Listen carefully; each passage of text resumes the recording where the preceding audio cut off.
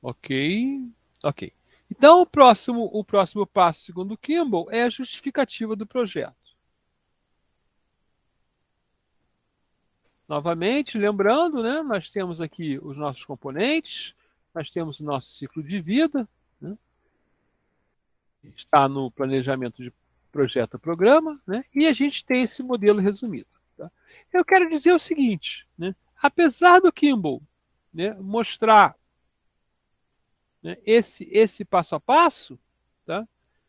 Essas duas coisas, elas não ocorrem necessariamente nessa ordem. Tá? Isso aqui é o what, isso aqui é o why. Então, geralmente, né, por exemplo, muitas vezes a justificativa vem antes do escopo, né, e muitas vezes a pessoa te chama, né, você é chamado, né, então vamos dizer aqui, demanda original. Qualquer projeto, tá, gente? É o seguinte, a demanda original é faça X para mim. Tá? E aí, né, a nossa prática, em qualquer momento, deve ser perguntar por quê. Ah, porque blá, blá, blá. E aí a gente pode descobrir que o X não é realmente necessário, tem que fazer Y, ou que o nosso X, na verdade, é X'. É uma coisa parecida com X, mas que não é bem X. Tá? Então, os nossos métodos, eles vão trabalhar, às vezes, com assim, um comecinho de escopo, aí você vai lá, justifica e tem que fazer o escopo mais bem feito, né? Então, tem uma interação entre esses dois métodos. No modelo, eu podia ter desenhado isso assim, ó. Eu pego um conector aqui, aí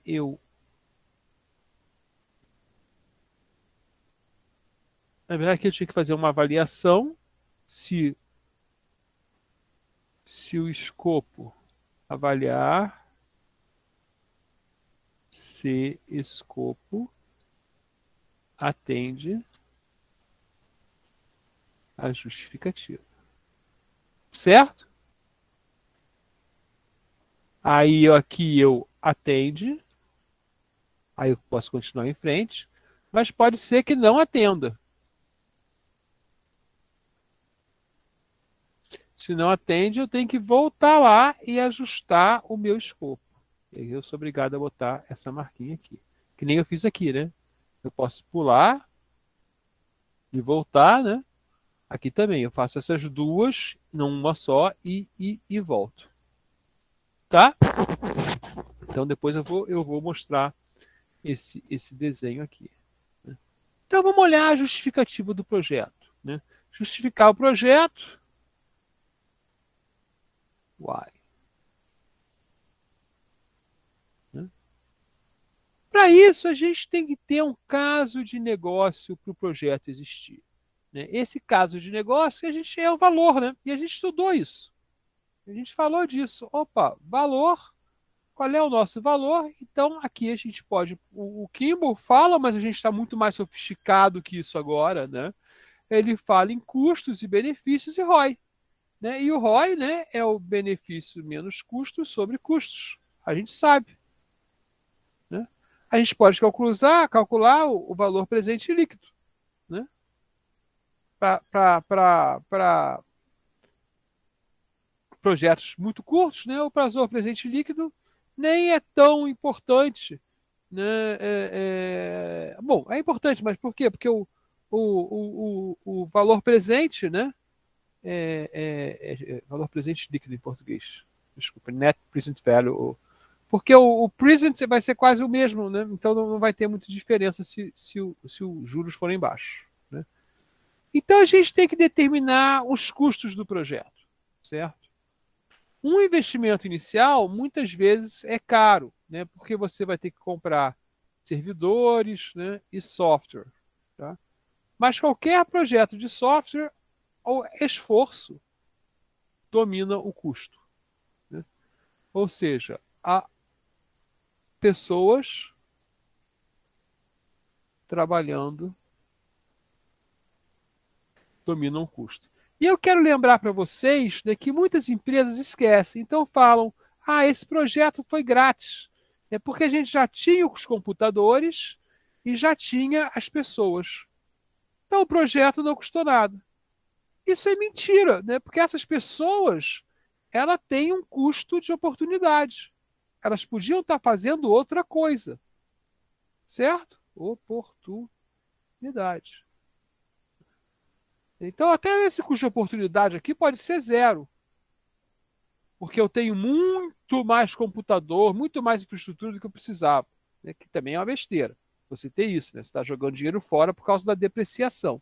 Mas aqui o custo de pessoas trabalhando nunca é zero. Lembrem disso.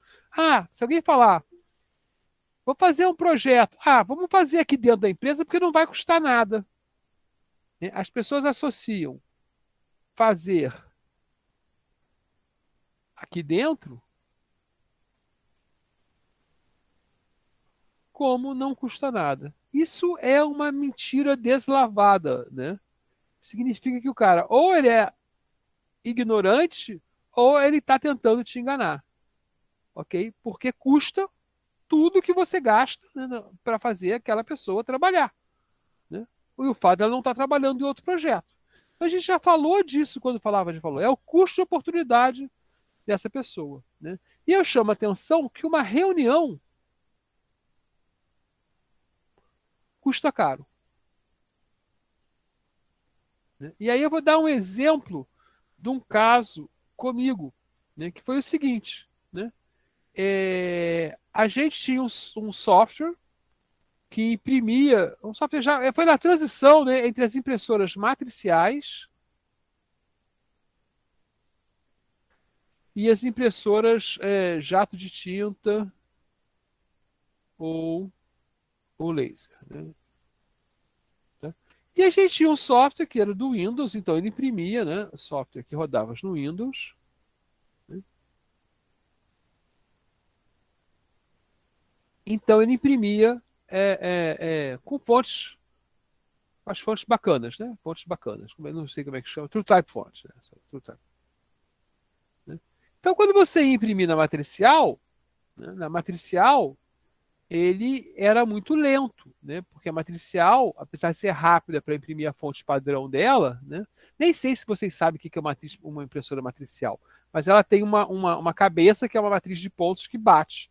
E na impressora já vem programada uma fonte tipo Courrier. Né? Então ela sabe imprimir em Courrier, é isso. Né? Ela é bem rápida. Tá? Então, ela é bem rápida. Até hoje existem impressoras matriciais muito rápidas, apesar do laser ter batido isso, mas ainda existe. Principalmente em lugares velhos, né? Sistema, infraestrutura legada, vamos dizer assim. Né? E aí é o seguinte, a gente falou, olha só, a gente não está conseguindo trabalhar com essa impressora. Mas aí tinha um representante, a gente queria comprar uma impressora, né? Uma impressora, a gente precisava de uma impressora que na época era 200 moedas. 200 era 200 reais. Né? Mas a gente queria comprar uma de 500. A gente falava, a gente quer comprar uma melhorzinha, que é mais rápida, mas a gente fica feliz com a de 200. A de 200 está de boa. Né? Porque a gente vai conseguir imprimir nossos desenhos, nossos relatórios. Né? E aí foi feita uma pequena reunião para a gente pedir isso. Vamos falar que fez uma reunião de 20 minutos, tá? Com um gerente sênior da empresa, 2 consultores e um desenvolvedor. E mais um auxiliar do gerente.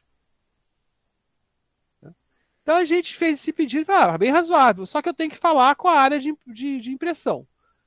Então teve mais uma reunião, que eu não sei quantas pessoas teve, ou mais um pedido, mais algum tempo X. Aí esse cara veio falar com a gente. A gente teve mais uma reunião, né, de 45 minutos com a gerente, que foi o responsável pela impressão 2 consultores e parou 3 pessoas que estavam trabalhando em volta dela. E o cara explicou como a impressora dele era maravilhosa, que não servia para a gente de jeito nenhum, né? E a gente foi lá reclamar e falou assim: ó, não adianta, essa impressora não serve para a gente. Ah, eu vou botar então uma caixa de som. Aí o cara botou uma caixa, achando que o nosso problema era outro, né? Porque a impressora era realmente barulhenta e o pessoal também reclamou do barulho. Ele botou uma caixa de proteção sonora. Então gastou outro tempo, né, e mais dinheiro aqui. A gente falou, cara, isso não adiantou porque a impressão continua lenta e ruim. Ah, então vamos fazer uma aula de como usar a impressora. Aí a aula ia levar toda a nossa equipe, 3 consultores, 5 programadores, mais um responsável lá e mais um auxiliar. Mais tempo, né, dinheiro. Aí eu falei, não, parou. Gente, olha quanto dinheiro a gente vai gastar. Vamos gastar os R$ 500 e comprar a impressora boa, que a gente quer. Aí a gerente vai pensar, é verdade, né? Olha só, quanto.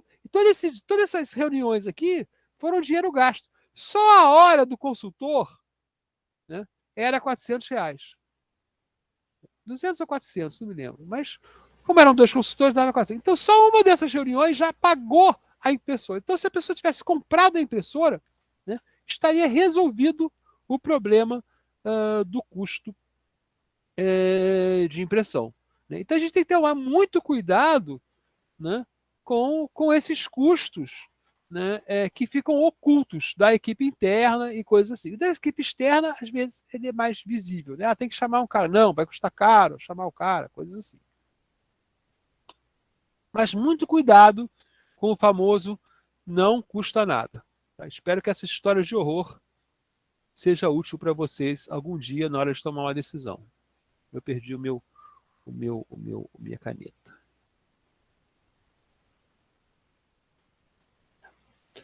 Ok.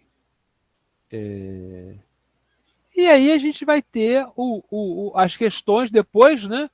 Tem as questões durante o projeto e depois as questões quando o projeto é usado, que ainda tem que operar, fazer manutenção, dar suporte, né? Continuar o ETL, né, diariamente ou semanalmente, depende do ritmo. Os benefícios, né? Nós temos o que a gente poderia, que o Kimball identifica como benefícios softs, né? A gente pode botar aqui, de certa maneira, eu prefiro subjetivos, né? Que dependem, né, do sentimento das pessoas, de uma observação qualitativa, né? A gente pode botar também aqui qualitativo. E os objetivos, né? Os benefícios objetivos, a gente usa quantitativos. Então, hard, soft, tal, que é a gente contar realmente as coisas, ver o dinheiro, qual foi o aumento do faturamento e coisas assim. E aí a gente vai calcular o nosso ROI, né?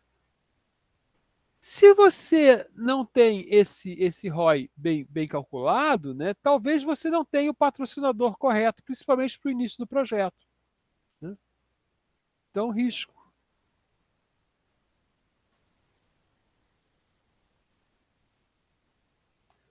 Patrocinador,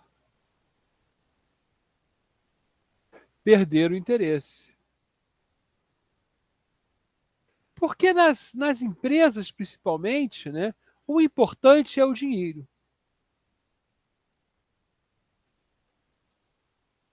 No final,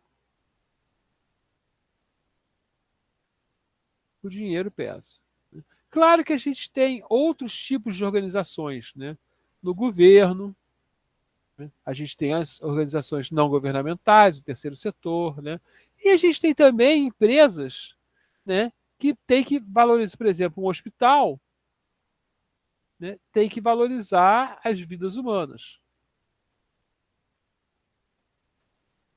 a qualidade de vida do paciente. Então, às vezes, você tem empresas, né, que, apesar de ter que manter o lucro alto, tal, fala, não, eu não posso deixar o cara morrer aqui, inclusive, porque o meu negócio vai falir se as pessoas morrerem. Né? E lembrar do custo de oportunidade, quer dizer, o custo de não fazer nada, que provavelmente leva a perder receita, né, aumentar os custos ou fazer um serviço pior. Michel, de onde você tirou isso? Vocês podem imaginar de onde eu tirei esses três? Vocês se lembram de onde eu tirei esses três fatores? Na aula de valor?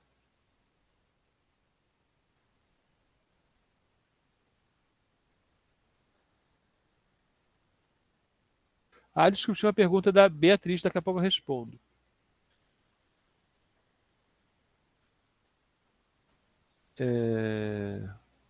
Podiam ter me interrompido com a voz, porque eu não vejo.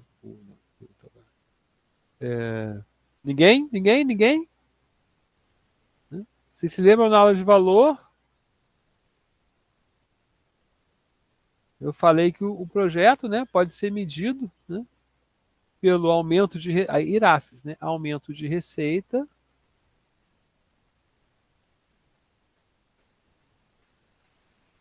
increase revenue,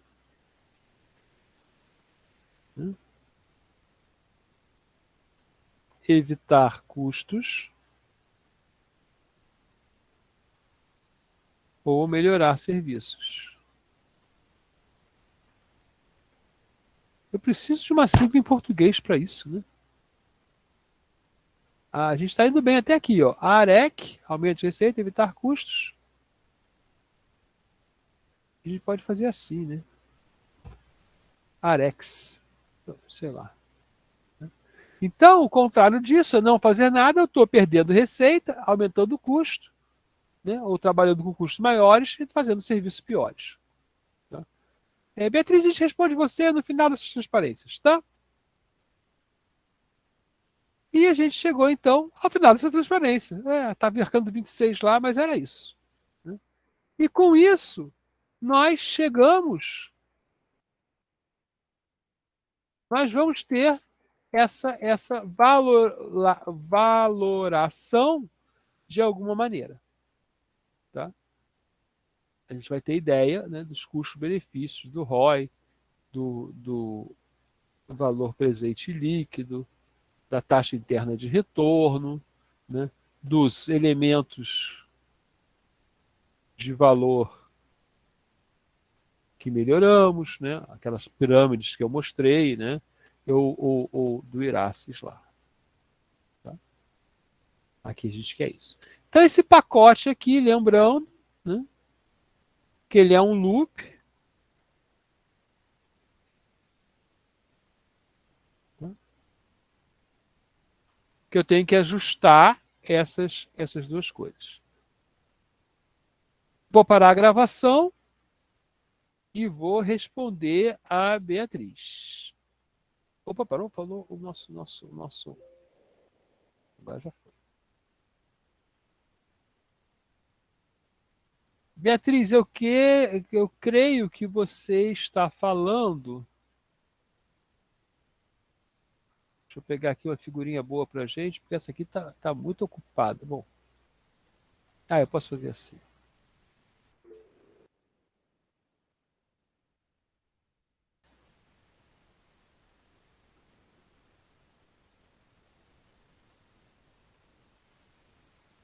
Do escopo preliminar, exatamente.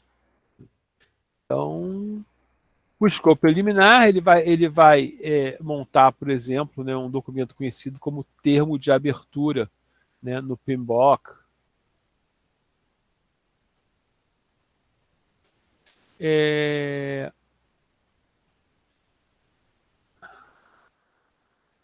Beatriz, eu vou falar uma coisa para você. Né? Essa pergunta é a famosa pergunta que a resposta para o mundo real é depende.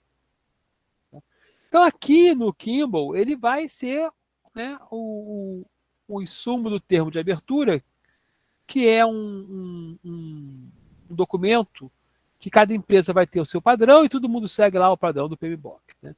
Na prática, depende da prática da empresa. Tá? Então, o meu escopo preliminar, eu tenho aqui um escopo preliminar.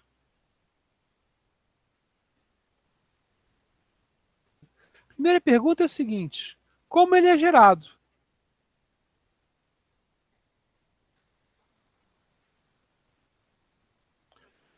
Pode ser que eu tenha um método lá, né, que eu gero o escopo preliminar, por exemplo, com o Project Model Canvas.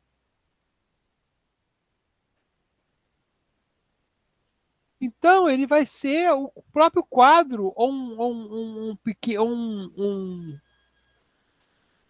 uma descrição desse quadro. Né? Vai ser o Project, a gente vai falar do Project Model Canvas. Né? Então, ele vai ser ou o próprio Project Model Canvas, que é um resultado, né?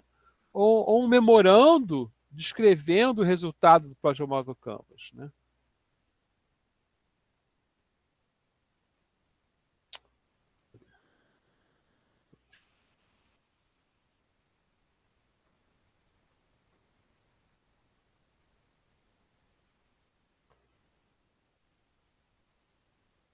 O outro são quais os documentos que a empresa usa. Tá? Então, a empresa pode realmente ter um documento de escopo preliminar e ter um termo de abertura separado. Tá? Porque o termo de abertura é uma coisa. Pode ser que ele fique, por exemplo, apenas numa ata de reunião, né? Que vai dizer, ó, o projeto é esse. Pode ser que ele seja um issue no GitHub. Tá? Então, depende da prática da empresa. Né? Então, no projeto que eu estou agora, por exemplo, né, qualquer coisa que a gente faça, né, o nosso escopo preliminar, a gente pode dizer assim, né, para cada subprojeto, é um grande issue, é um issue grandão lá. Esse issue grandão ele vai sendo quebrado em issues menores, que são que realmente vão ser feitos. Tá? Mas o escopo preliminar, quando a gente sai de uma reunião, a gente faz uma ata de reunião, a gente tem uma ata de reunião que fala, gente, a gente vai fazer mais ou menos isso aqui. Né? Só que não é tão detalhado. Né? Aí a gente faz dessa ata de reunião, a gente gera um issue, e desse issue a gente gera outros issues objetivos. Né? Aqui a gente pode ligar o que a gente chama de épico. Né? Não é bem um épico, não. Né? É o sprint backlog. Tá?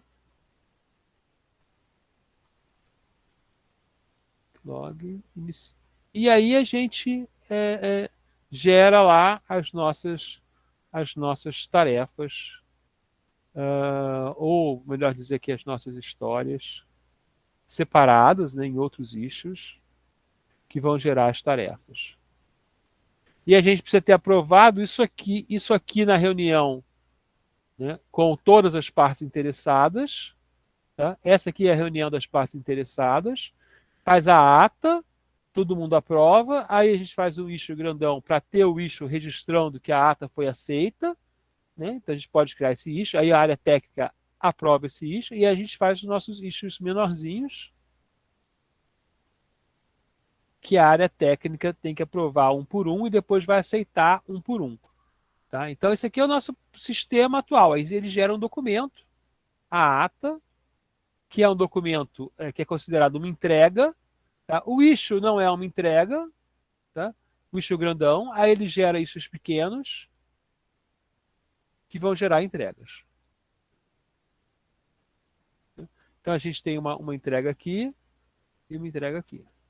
Tá? Então depende da empresa, do contrato, como você trabalha, do processo, né? Depende de muita coisa. Em geral, definir o escopo, você pode fazer a abertura do projeto, definir o escopo inicial, você pode fazer um termo de abertura do projeto. Tá?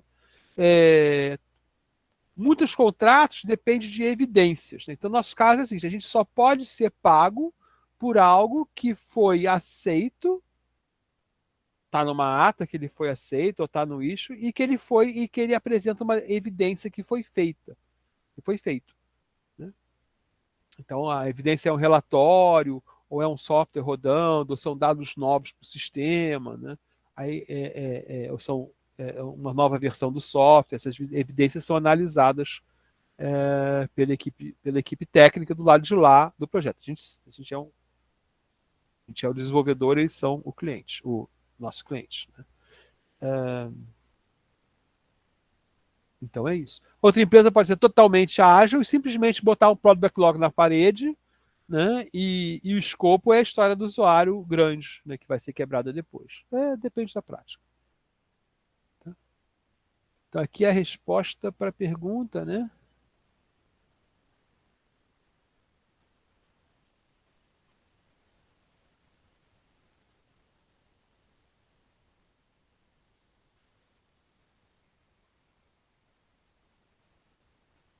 É isso. Quer saber o que é isso na prática, né?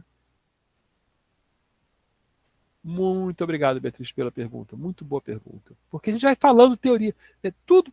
Assim, eu tento trazer aqui, né?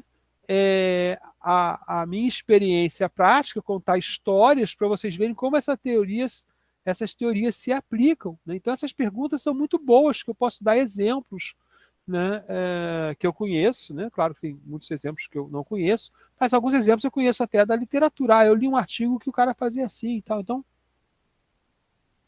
eu acho que qualquer pergunta, né? De vez em quando vocês podem ficar envergonhados, fazer essa pergunta, só eu não entendi. Né? Na sala de aula é mais fácil perguntar, né? Aqui, né, aparece uma interrupção do que eu estou falando. Então, façam perguntas tranquilamente, eles enriquecem a aula, eu acho que eles melhoram muito a aula. Tá? Deixa eu fazer uma marquinha aqui, que isso aqui é no fim da aula. Então, essa aqui não era para ser a transparência 5, era para ser lá depois dessa aqui. Isso.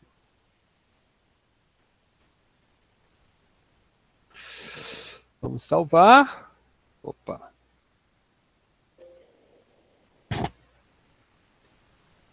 Vamos salvar. E vamos em frente agora com montar equipe.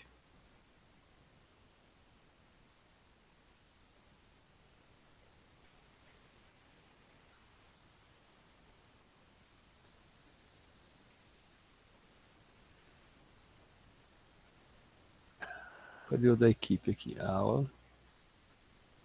Eu não sei se estou gravando, não devia estar. Estou gravando, não devia mais estar. Então vou parar a gravação.